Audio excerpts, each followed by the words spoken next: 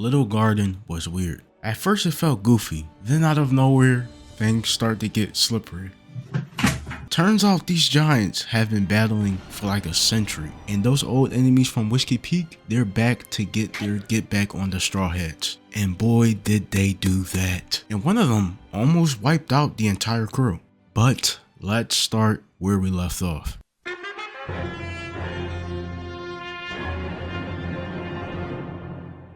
Also, don't mind me not having my camera on. It's like 10 p.m. right now, so I have to be a little quiet. I was gonna wait tomorrow to record, but I'm just too eager right now. So I think I'm just gonna use pictures for this video. I don't know how I'm gonna do this. The Straw Hats are on a mission to deliver Princess Vivi to our kingdom, Alabasta, who is a target to a secret crime organization. If that wasn't bad enough, the boss's real name got leaked. So the Straw Hats are basically sitting ducks right now. They escaped Whiskey Peak and sailed toward the next island, the one Miss Sunday warned them about. And rightfully so, Vivi is on edge. I would have been too. Everyone else is just laughing, drinking, chilling. She's probably thinking she's surrounded by idiots right now. But once again, Nami reassures her to relax. I already said this before, but Nami is really like the big sister of the group. I get that Luffy is like the captain, but when it comes to leadership, making sure everyone is doing their part, bro, that's Nami. So if anything were to happen, that wouldn't be very good. Anyways, they finally reached the island, and they instantly realize everything here is massive. Not to mention, there are literal dinosaurs on this island. So they all decide not to step on this island and just keep at the boat until the log post resets to this location. But of course, Luffy couldn't contain himself. Sanji, go make lunch. Sanji packs them both a lunch, and they go out in the wilderness. Zoro got bored too, and he decided to go for a walk. Sanji tells him to bring some food back, Zoro throws some shade, and before you know it, two of them are competing on who can bring back the biggest animal. Now it's just Nami and Usopp on the ship. As I said before, this island is covered with dinosaurs, but it also has a giant. And of course, out of all places this giant can go, it goes to Nami and Usopp. But luckily, he's a BFG, you know? The giant introduces himself as Broggy from a place called Elgoth, or whatever it's called, I don't know. Meanwhile, Luffy is bouncing on Dinosaur's head like it's sweet. He tried the wrong dinosaur and accidentally gets swallowed whole, only to be saved by another giant, Dory. So now we have two friendly giants, both from some other island, both chill, but surrounded by human skeletons. That's not adding up. Cutting back to Usopp and Nami, they are still terrified, but they start to calm down when they realize Broggy is just really chill. And then Nami asks the question. 1 full year. And now that explains all of the human skeletons. Since the log post takes a full year to reset, no one has been able to escape Little Garden. So the island is basically a death sentence. Meanwhile, on Dory's side, Luffy asks why Dory is even here, where we learn that Dory has been dueling his best friend for 100 years. And it's with the one and only Broggy. The craziest part is they've been fighting for so long that they forgot what they're even fighting for anymore. The only thing that matters is their honor. And when that volcano erupts, it's time to throw hands. And so it did. Dory and Broggy go from BFGs to BFGs. They drop everything and start swinging. And they really trying to kill each other. But just like the tens and thousands of other fights, it ends in a draw. They laugh it off, have a quick talk, and head their separate ways until the next volcano signal. But before Dory leaves, Broggy hands him some alcohol he got from Nami and Usopp. And that's where things take a turn. Some unexpected visitors appear, again, along with another Baroque Works member, Mr. 3. Big yam face. Mr. 3's plan is simple. Weaken Dory so Broggy can unknowingly finish him off, and then jump Broggy right after. It's a dirty plan, but it's the most realistic. And they know Luffy and the crew are here too, so they're hitting two birds with one stone. Back to Dory, he's drinking his alcohol that Broggy gifted him. But when Dory starts drinking, his entire stomach explodes. Somebody spiked his drink. He's not suspecting Broggy. In fact, that didn't even come to his mind at all. He's looking ahead, right at these insects in front of him. But Luffy is as confused as Dory because he knows his crew doesn't get down like that either. But there wasn't time to talk it out. He starts attacking Luffy despite puking blood. So Luffy had no choice but to knock him out. The volcano goes off once again, which now that I'm actually looking back at it, that was probably Mr. 5, because that was way too coincidental. Nonetheless, Dory wakes up, ignores his injury, and marches to fight Broggy once again. He even traps Luffy under a mountain to stop him from interfering. Love's gonna get you killed, but probably... Ooh. Jokes aside, he's fighting. No one is changing his mind. And if he dies, then he died as a warrior. After a good fight, Dory loses his balance, and Broggy unintentionally strikes a fatal blow. And then Broggy starts to cry. And I honestly can't tell if it's tears of joy, sadness, maybe both. But he can't even process his win all the way because his feet gets trapped. This was all Mr. 3's doing. His devil fruit power is the wax fruit, giving him the ability to make candle wax from his body. I'm going to go on a ramble for a quick minute or two, okay? Mr. 3, he's ugly, he plays dirty, and I do not like him as a character. But his fruit might be the most OP so far. Let me go, please. He has full control of his wax. He can warp his wax into objects, like mannequins to fool you. He can solidify his wax, strong enough to hold even Broggy down. I mean, if he really wanted to, he can make a dagger out of his wax. This might be a stretch, but Mr. 3 definitely has the best fruit so far in my opinion. If this was My Hero Academia verse, he would have been a top 5 easily.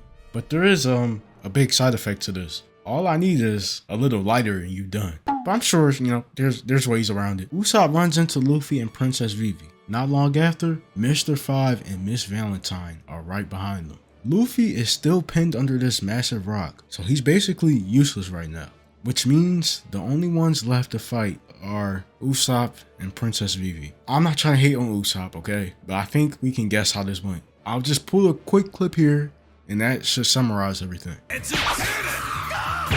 And let's not forget about what happened at Whiskey Peak. So just to set the record straight, Mr. 5 got his get back. Mr. 3 traps Zoro, Nami, Broggy, and Vivi on a giant wax platform. He doesn't want to kill them, he wants it to be slow and excruciating. Broggy tried to fight back, but that didn't go well for him.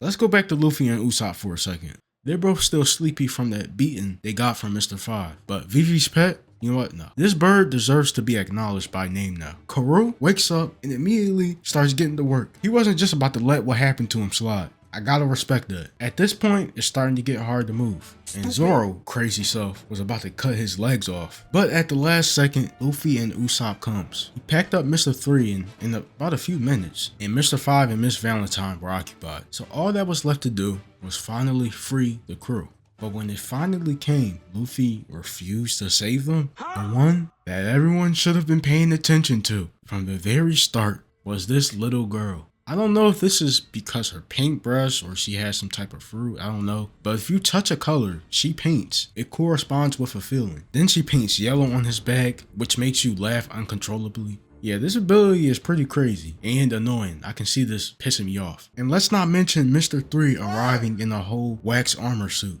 But the one who saves it all is Usopp. As I said before, there is a big drawback to Mr. 3's fruit. It's wax. That means it's highly flammable. Luffy grabbed Mr. 3's head. Oh, no. Let me play that back. Luffy grabbed Mr. 3's head, ran him all the way to the structure, and lit it on fire. Now the crew breaks free, Broggy is free, and it turns out Dory survives. I knew that fire was going to be involved. That's probably the only thing that can take Mr. 3 down. But I did not know it was going to end like this. Mr. 3 went out weak. I'm not going to lie. Now Sanji, he has no idea any of this chaos is happening, and accidentally walks straight into Mr. 3's hideout. He made a house with his fruit. Do y'all see what I'm saying? That is a solid fruit. Sanji's just looking around the place until the phone rings. And on the other end is the one and only Mr. Zero. Sanji immediately got the picture and he started pretending to be Mr. 3. The Unluckies unexpectedly pull up. Sanji pops both of them. I think he killed one of them. You oversized chicken! And then he goes back on the phone like nothing happened. Now Mr. Zero is suspicious and irritated. Yet he still gives Mr. 3 the order to head to Alabasta. But off the call, he gives an additional order. Yeah, this guy does not play games. So Sanji really just set Mr. 3 up. I mean, he was probably gonna die anyway, honestly. But at least he got the eternal pulls off the Unluckies. Because without it, they would have been stuck on this island for an entire year. So things are looking promising. The crew can finally leave the island, bring Princess Vivi where she needs to be. But when we see this red mark on Nami, I don't know, it looks like some type of bug bite. I don't know what it is. I didn't like that. Okay, I'm just gonna call it now. I don't like, okay, first off, sucker, it's 1:31 a.m. I need to go to sleep. I do not like how prominent this bite mark is on Nami. What really is that? Why did they mention that? I don't like that, bro. Animes don't just give you dumb details like that and then go to the next scene. But nonetheless, the crew finally departs to Alabasta. Ahead, they find Dory and Bragi at the exit like guardians, because there is one more obstacle, an inevitable one. I cannot say inevitable. Okay. An inevitable one. Alright, there we go. There's always been a creature, and it only shows up when you try to leave Little Garden. That is crazy. The giant tells the crew to keep going straight, no matter what happens. They were nervous, they were scared, but they trusted their new allies. And then this aura starts coming off them. I'm not trying to like jump ahead or spoil anything, but is this supposed to be hockey? Dory and Bragi unleash a powerful attack, blasting a clean hole through the island eater's head. And with one final goodbye, the crew sails forward. And then out of nowhere, we get a flashback from 100 years ago. Okay, so Dory and Bragi were captains of a pirate crew called the Giant Warrior Pirates. No one could hang with them. They were basically unstoppable. But one little girl changed everything. And this girl asked a single question, a controversial one. Who won the hunting contest? And that's how it all started. 100 years is insane. So these rocks were skeletons? This whole time I thought they were rocks with holes in them. I don't know. It's funny because Zoro and Sanji were having a competition over the same thing. It's just these two took it to a whole nother level. And now even after everything, when that volcano erupts, they go back to fighting like they always have done. Wow, that's interesting. So are they going to go back to their homeland, or are they just going to keep fighting to death? I don't know. Cut to Smoker, the same dude Luffy fought back in Logtown. He captured one of the Baruch Works agents, Mr. 11, who spills the info that Luffy is headed straight for Alabasta Kingdom. And of course, Smoker heads there too. Like, bro, is this man even doing his job anymore? You want Luffy that bad? Come on. But then we get the moment I knew was coming. That bug bite on Nami. It got way too much screen time to be nothing. And it finally started to take effect. Nami is starting to get really sick. A soup will not make this sickness go away. She needs medical attention. So they all agree to make a stop at a nearby island. But that will be a talk for the next arc. Drum Island.